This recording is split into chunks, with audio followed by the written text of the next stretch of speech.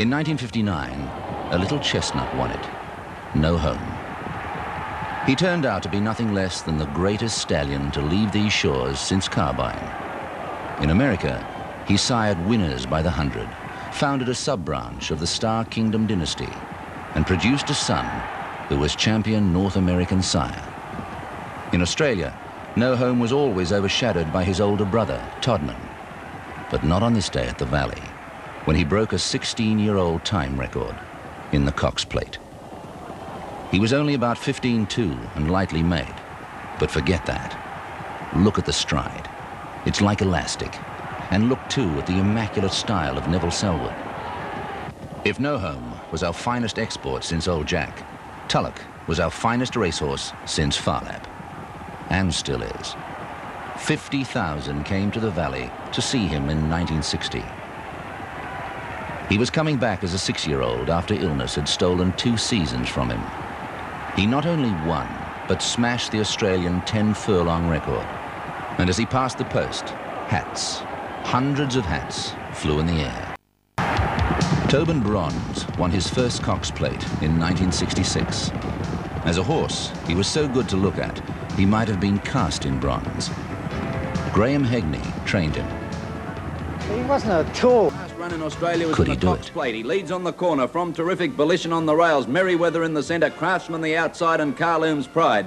Given full rein, Tobin Bronze dashes to the lead in the straight, and amongst great cheering from the large crowd at Moonee Valley, Tobin Bronze's last run in Australia is a success.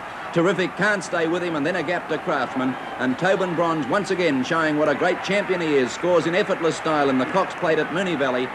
Here's Gunsynd hooked to the outside, followed then by Trident and Magnifique, followed by the Fixer and Gay Icarus. Up by the 500, Torto in front, but the 3-year-old Longfellow at his girth, and here's Gunsynd 3 deep, about to tackle them, and Longfellow and Gunsynd have swept to the lead near the turn.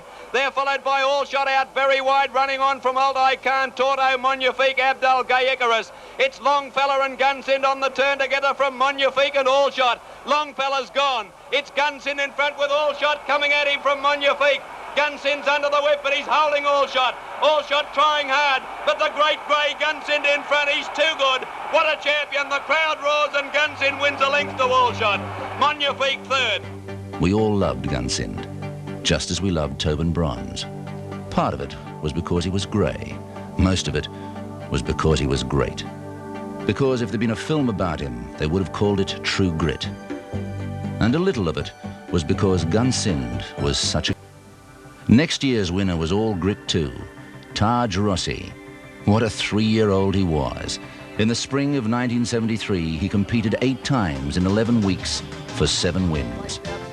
Like No Home and Tobin Bronze, he went to America as a stallion, and from his first crop produced a stakes millionaire. He came home to sire Oaks winners like Taj Eclipse. Now he's dead, but we'll all remember him for this. Up the side, 700 out, and Like a Lover 3 lengths in front of Strike again out after it. Arnolly's gone, coming into it again, Millfleurs, and here's Swell Time around the outside with Taj Rossi. They were followed by Zambari and Glengowan making a run and a long gap to All Shot. With 400 to go, Like a Lover's gone, Swell Time hit the front. And led by a length on the turn to Taj Rossi tackling at Zambari, and here's Glengowan out wide putting in his claim. They're followed by Craig Wynn and Strike again. On the turn, Swell Time joined by Taj Rossi, 2 lengths to Zambari. Glengowan getting hampered by Zambari. It's Taj Rossi and Swell Time clear.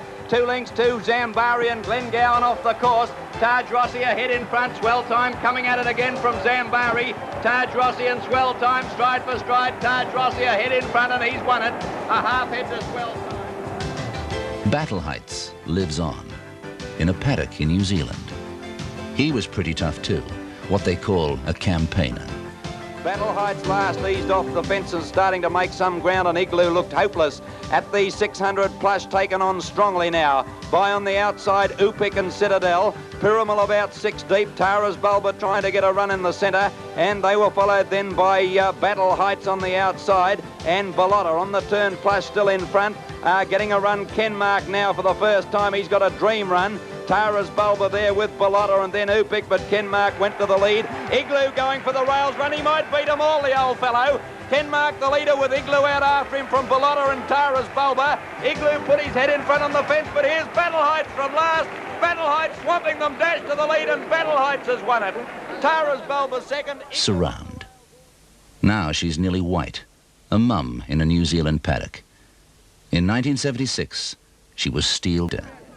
In all, she won 12 races as a 3-year-old. She won the Caulfield Guineas and the Eastern States Oaks Treble. In between, she won the Cox Plate. And this was the first day she was hailed as a true champion.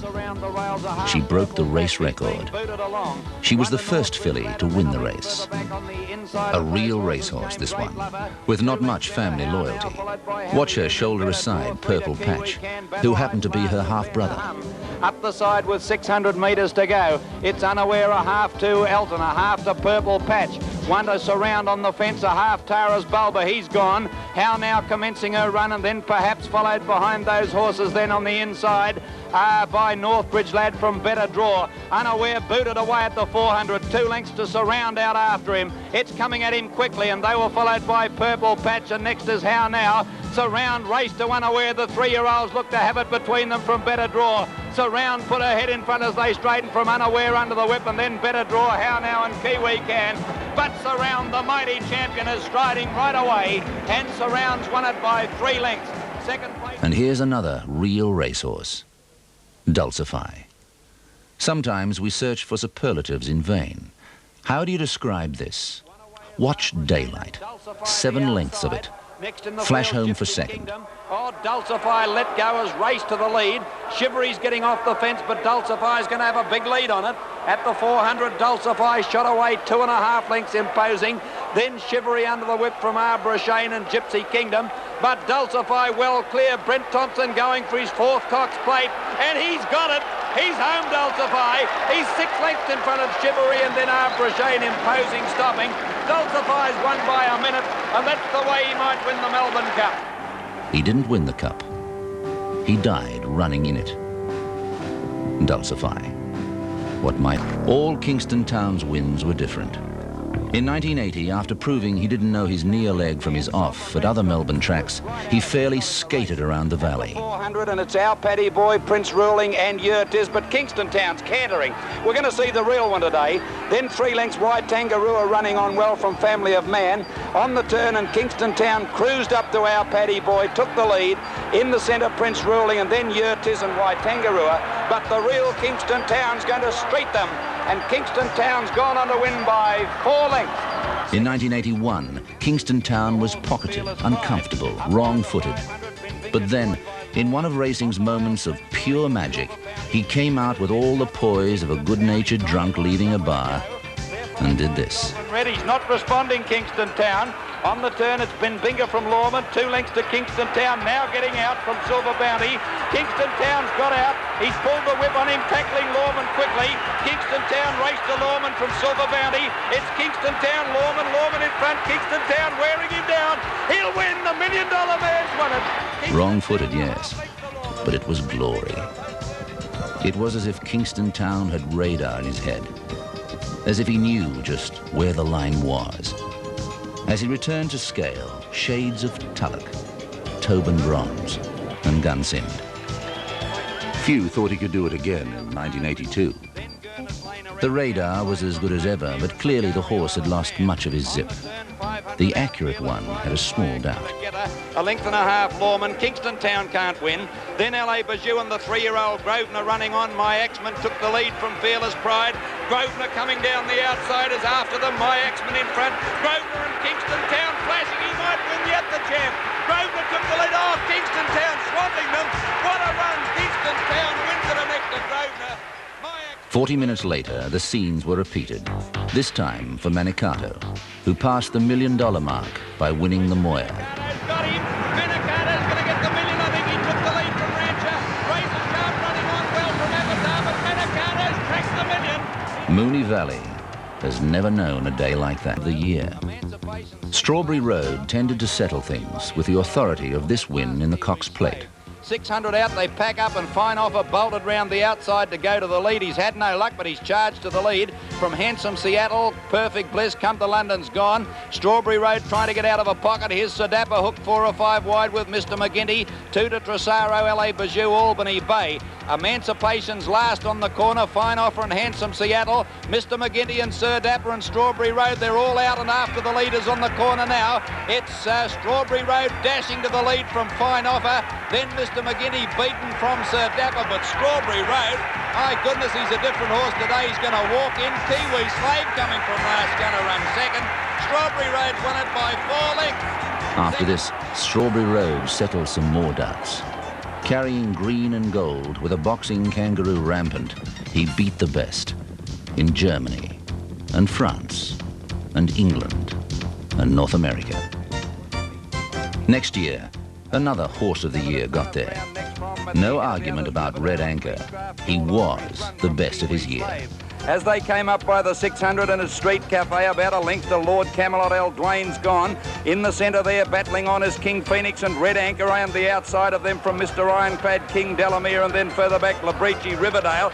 But Street Cafe, Clements kicked it away a length and a half on the corner. Red Anchor's out after it from Lord Camelot. The 3-year-olds are clear. Red Anchor raced up the Street Cafe from Lord of Camelot and then King Delamere. Red Anchor took the lead, 100 to go from Street Cafe, battling back, and then Lord of Camelot. But the mighty Red Anchor's coming away to win the Cox Plate. And a week after this, just to prove the point, he won the Victoria Derby. Our Waverley Star and Bone Crusher have bounded up.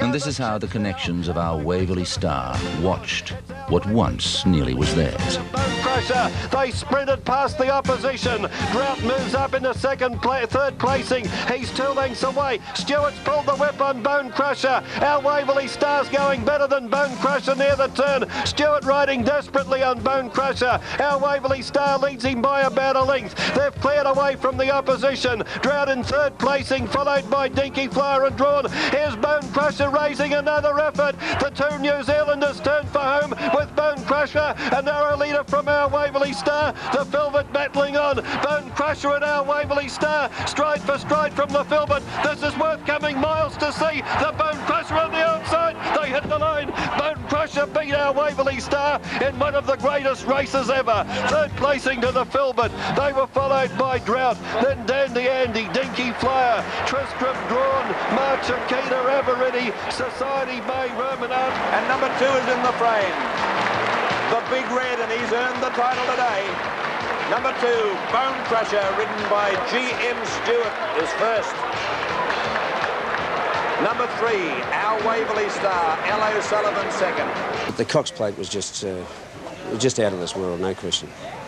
This is it, they're racing. Imprimatur away very quickly over near the rails with Society Bay. Drought has begun well also. Now let's have a look where Bone Crusher is back behind them at the rear as they settle down trying to get near the fence, and our Waverley Star's caught deep. Roman Artist and Dandy Andy took them out of the straight, a length and a half. Imprimatur and Society Bay deep. They were followed then by, in the centre of that bunch, March Akita drawn the rails. 2 lengths further back, the Filbert and Drought, a length to Waverley, our Waverley Star, who's still wide. 2.5 lengths then a Bone Crusher, followed by Dinky Flyer, Aberrini, and last of all, Tristram. At the 1400, Roman Artist, a length and a half in front now from Dandy Andy and Society Bay the outside. A length to March Akita and a length and a half drawn, tucked in on the fence from Imprimatur. Our Waverley Star still 3 deep in the race, and on the rails, the Filbert and Drought the centre. 2 lengths to Aberrini, Bone Crusher on its inside, 2 to Dinky Flyer and a length to Tristram. They've got 1100 to go. Roman Artist cutting out a fair pace, out a length and a half. Society Bay clear second now. On the rails, Dandy Andy and a half length to March Akita. 2 lengths to Drawn, having a good run from Imprimatur. Our Waverley Star will want to be far up. Here's Bone Crusher. He's pulled into the outside, shooting around them, and our Waverley Star's going with it. Aberrini at the head of the others with Drought, Dinky Flyer, the Filbert and Tristram. Here come the New Zealanders, our Waverley Star and Bone Crusher. They've raced to the lead, 600 out. Have they gone too early? 2 lengths to Drought, running up the third from Society Bay. They were followed then by Drawn under the whip at the head of the others, Dinky Flyer. But our Waverley Star, he got a half length to Bone Crusher. He's gone for the whip on Bone Crusher. 3 lengths to Drought, followed then by Dinky Flyer and Drawn. But the 2 great New Zealanders have come away on the turn. Our Waverley Star, a half-length Bone Crusher. The Big Red won't give in. Drought running on. Bone Crusher responds to the whip. The roars of the crowd. He races up to our Waverley Star.